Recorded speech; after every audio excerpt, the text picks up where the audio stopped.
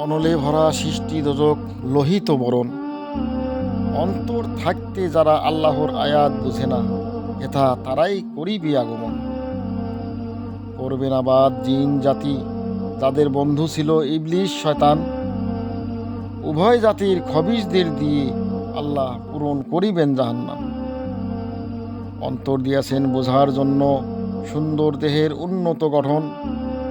চোখ থাকতে দেখছি না মোরা, উভয় দিনের নাজাত ব্যবস্থাই হচ্ছে পবিত্র কোরআন।